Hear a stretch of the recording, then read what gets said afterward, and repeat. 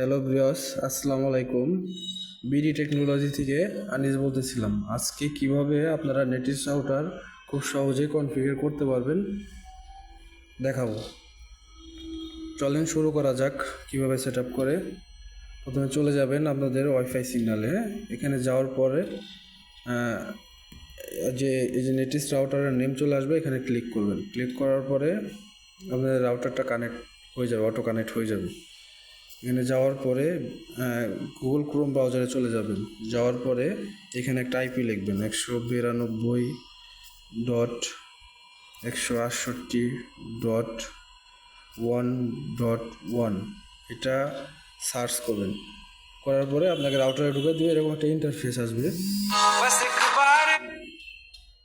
আসার পর আপনারা এখানে অনেকগুলো অপশন পাবেন, যেমন স্টাইরিক পিপিও। আপনি যে ইউজার হয়ে থাকেন সেই ইউজার, যদি পিপিও ইউজার হয়ে থাকেন তাহলে পিপিও সিলেক্ট করবেন। করার পরে এইখানে আপনার যে আইএসপি, আপনার যে আইএসপি চালান সেই আইএসপি আপনাকে একটা আইপি দিবে, সেই আইপিটা এখানে বসাতে হবে।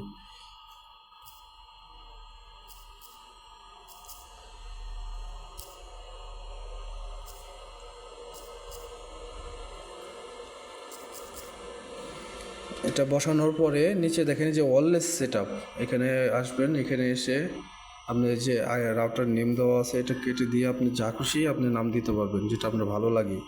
যেমন আমি পপ দিয়ে দিলাম। এখানে পাসওয়ার্ডটা আমি 98765432 এটা দিয়ে দিলাম। দেওয়ার পরে এখানে নিচে দেখেন সেভ অপশন আছে, এখানে ক্লিক করবেন।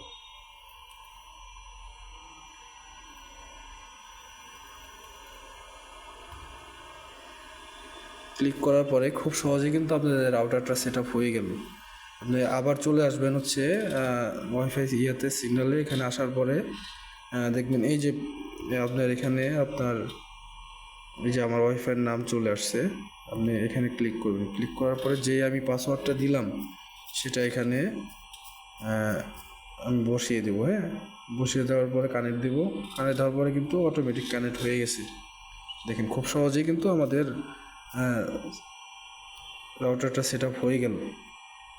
অনেকগুলো আমি দুটোর আলাদা।